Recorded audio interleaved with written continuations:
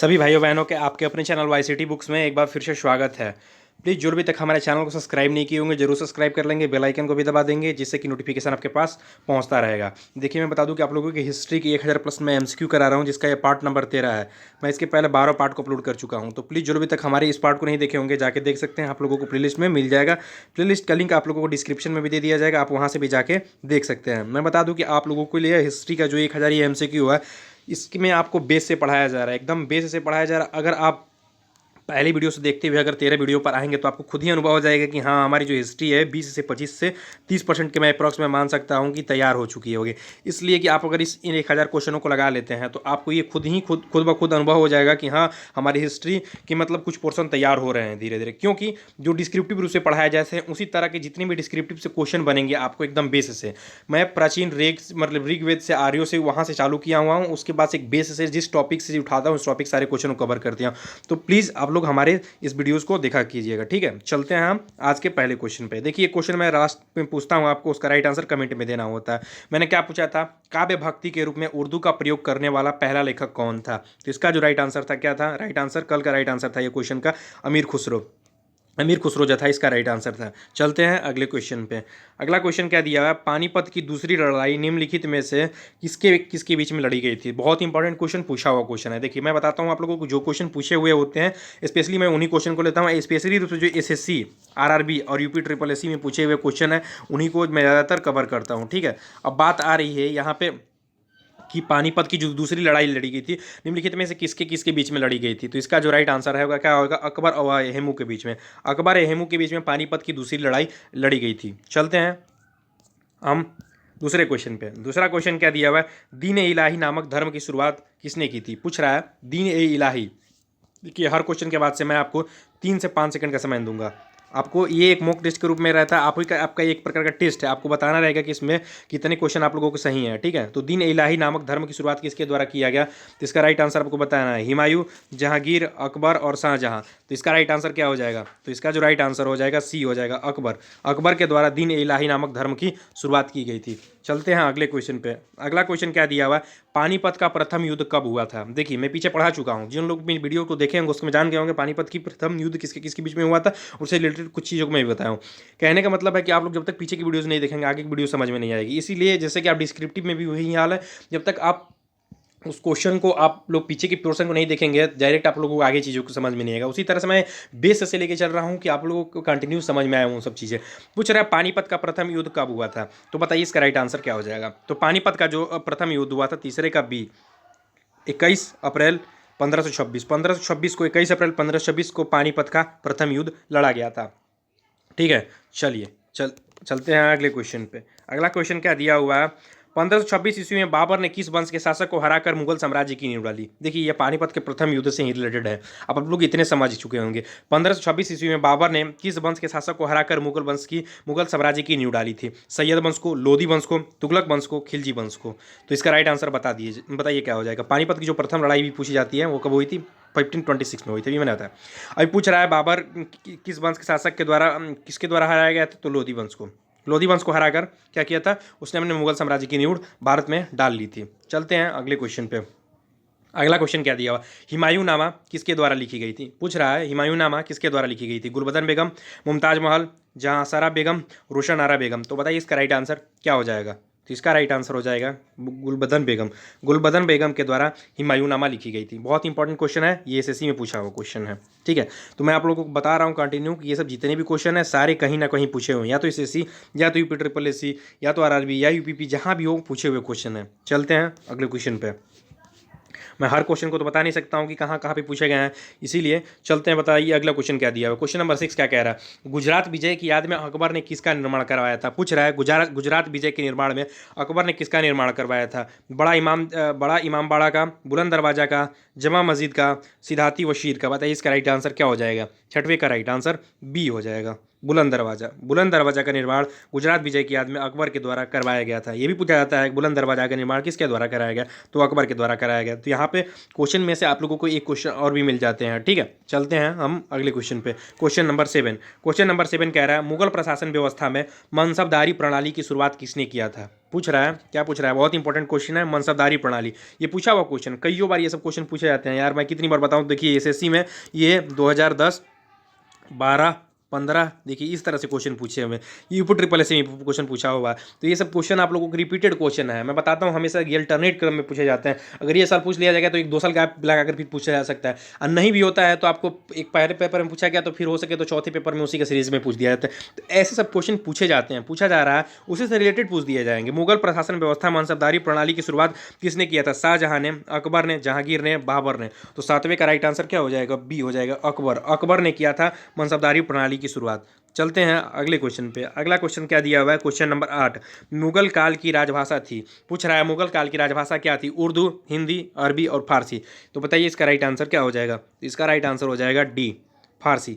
मुगल काल की राजभाषा क्या थी, फारसी थी। काफ़ी लोग देखते हैं तुरंत ही उर्दू मार देंगे, लेकिन ये गलत है। ठीक है, अरबी भी देखते हुए मार देंगे काफ़ी लोग, ये गलत है। क्या है, फारसी। आप लोग चेक कर लीजिएगा एक बार। ठीक है, अगला क्वेश्चन क्या दिया हुआ है, ग्रैंड ट्रंक रोड का निर्माण किसके द्वारा कराया गया था। बहुत ही सिंपल क्वेश्चन, जनरली सभी लोगों को ये क्वेश्चन पता होना चाहिए। अगर जो लोग हिस्ट्री अगर सब्जेक्ट जानते हैं उन लोगों को ये क्वेश्चन, मैं तो उम्मीद करूंगा कि ये लोग 95% प्लस लोगों को ये पता होना चाहिए इस क्वेश्चन का आंसर। ग्रैंड ट्रंक रोड का निर्माण किसके द्वारा कराया गया था, तो ये राइट आंसर क्या हो जाएगा, शेरशाह सूरी के द्वारा कराया गया था ग्रैंड ट्रंक रोड का निर्माण। चलते हैं अगले क्वेश्चन पे। अगला क्वेश्चन क्या दिया हुआ है, बाबर के प्रसिद्ध तुगलकनामा नीति का प्रयोग किस युद्ध में किया गया।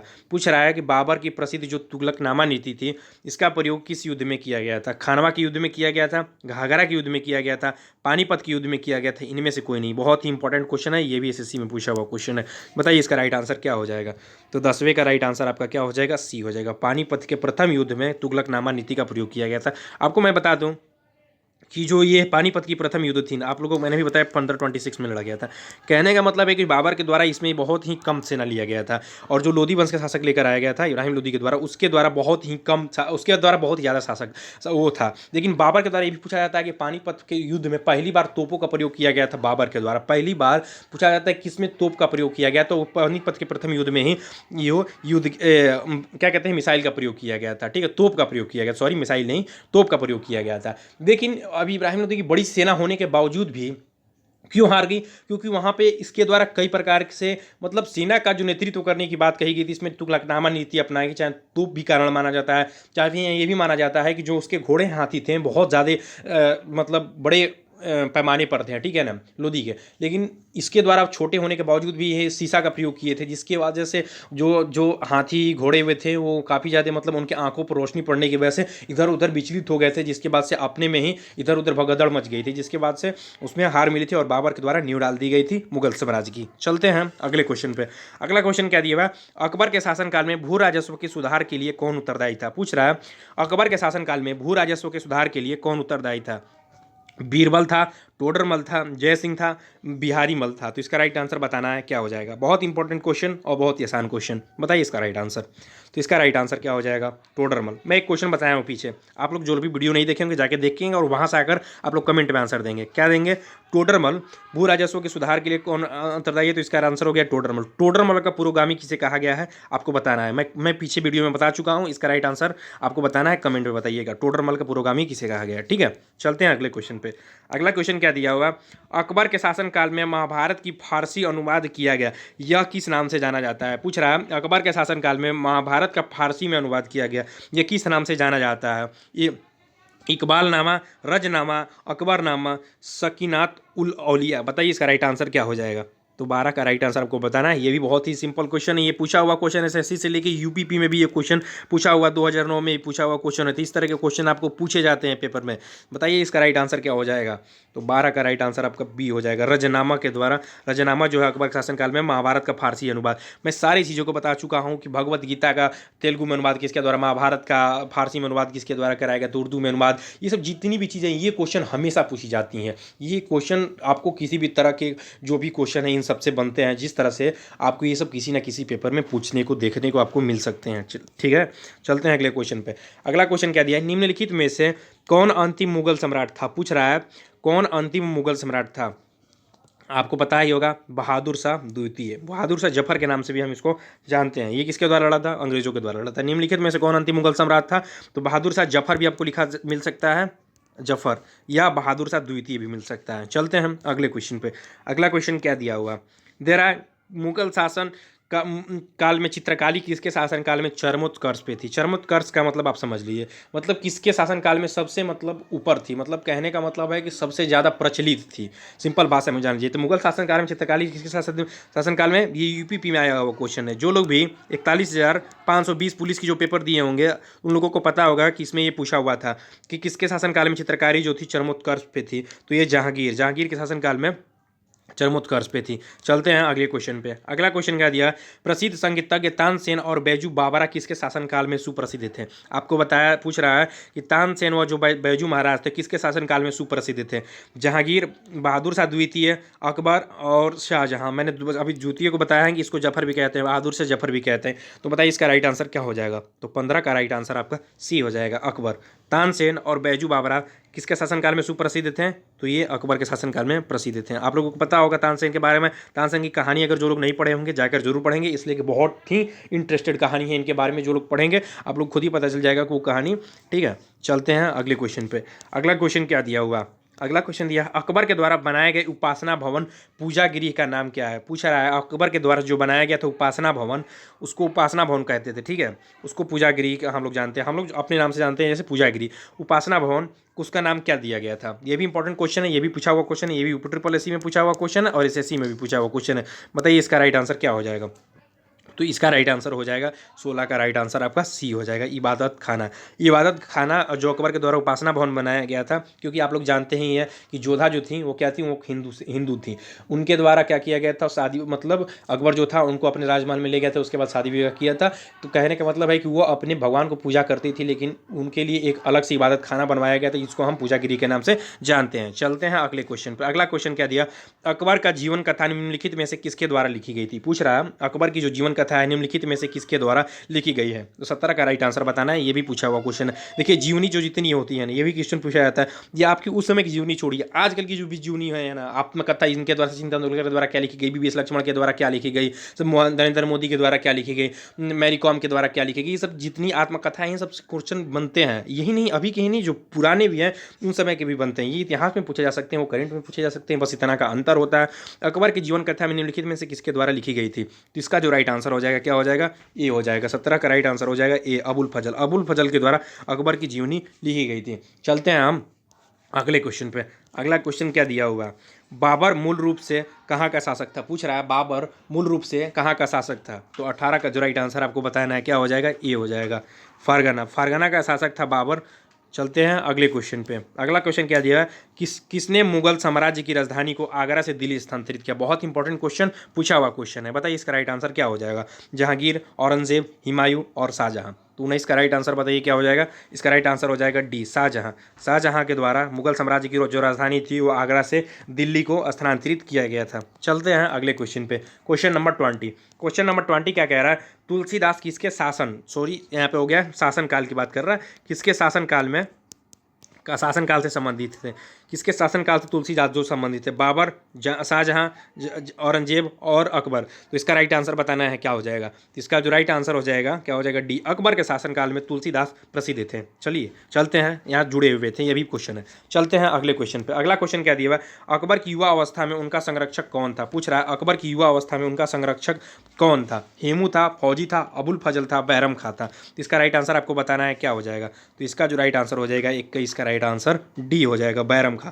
बैरम खां जो था वो अकबर की युवा अवस्था में संरक्षक माना जाता था, हालांकि ये युद्ध में मारा गया था। चलते हैं अगले क्वेश्चन पे। अगला क्वेश्चन क्या दिया हुआ है, क्वेश्चन नंबर 22, शेरशाह सूरी का मकबरा कहाँ पे स्थित है। बहुत ही सिंपल क्वेश्चन, मैंने अभी बताया कि ग्रैंड ट्रंक रोड का निर्माण किसके द्वारा कराया गया था, शेरशाह सूरी के द्वारा कराया गया था।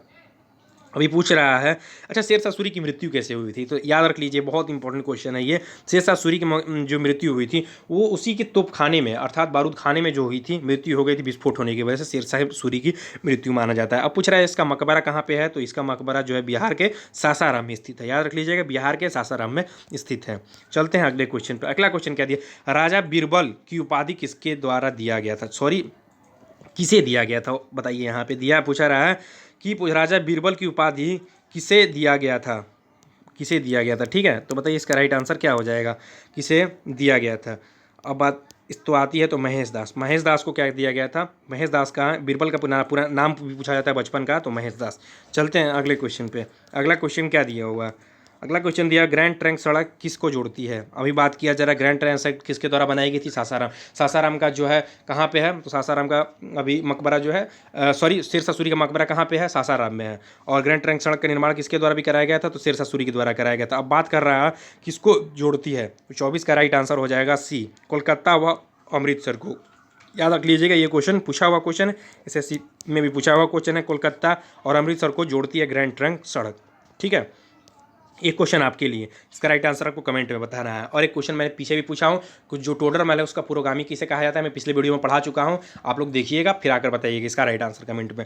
किस मुगल जो लोग देखे होंगे वो जरूर बता देंगे, किस मुगल शासक का 2 बार राज्याभिषेक हुआ था, बताना है इसका राइट आंसर। किस मुगल शासक जो था उसका 2 बार राज्याभिषेक हुआ था, अकबर का हुआ था, जहांगीर का हुआ था, शाहजहां का हुआ था, या औरंगजेब का हुआ था। इसका राइट आंसर जो है बताना है आपको। इसका राइट आंसर कहाँ पे बताना है, आप लोगों को कमेंट में बताना है, ठीक है।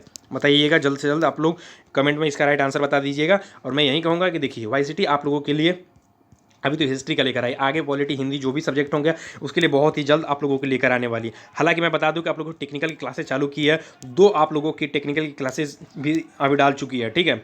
अभी आज तीसरा हो सके तो शायद डाल भी दूँ, मैं अभी देखा नहीं हूँ, लेकिन मैं बता दूं कि आप लोगों के लिए तीसरा भी आज डाल देगी। कहने का मतलब है कि आप लोगों को टेक्निकल की क्लासेस चालू हो चुकी है, मैकेनिकल की, सिविल की बहुत जल्द चालू होने वाली है, बाकी हिंदी वगैरह की पॉलिटी वगैरह की जो क्लासेज है बहुत ही जल्द ये सब भी चालू होने वाली है। तो प्लीज़ आप लोग जो भी तक हमारे उस वीडियोज़ को नहीं देखें, पुरानी वीडियोज़ को वो भी देख लीजिए, प्लेलिस्ट में आप लोगों को आसानी से मिल जाएगा, लिंक डिस्क्रिप्शन में दिया, आप वहाँ से भी बुक्स को। ये भी बता दूँ आप लोगों के लिए कि अगर वाईसीटी से आप लोगों के लिए हर प्रकार की बुक्स अवेलेबल कराती है, अगर किसी प्रकार के बुक्स को चाहते हैं तो वाईसीटी का ऑफिशियल साइट पर जाइए और वहाँ से बुक्स को परचेज कर सकते हैं, या लिंक डिस्क्रिप्शन में दिया हुआ है वहाँ से बुक्स को भी परचेज कर सकते हैं। अदरवाइज फ्लिपकार्ट अमेजन आप वहीं कहीं से भी आप बुक्स को परचेज कर सकते हैं। मैं ये भी बता दूं कि जो वाईसीटी है वो आप लोगों के लिए नंबर भी प्रोवाइड की है, व्हाट्सअप नंबर, वहाँ से आप किसी प्रकार के इन्फॉर्मेशन को प्राप्त कर सकते हैं या पूछ सकते हैं, ठीक है। तो प्लीज़ अभी तक चैनल को जो सब्सक्राइब नहीं किए जरूर सब्सक्राइब कर लेंगे, बेल आइकन को भी दबा देंगे, और अच्छा लगे तो लाइक कीजिएगा। थैंक यू दोस्तों, थैंक यू।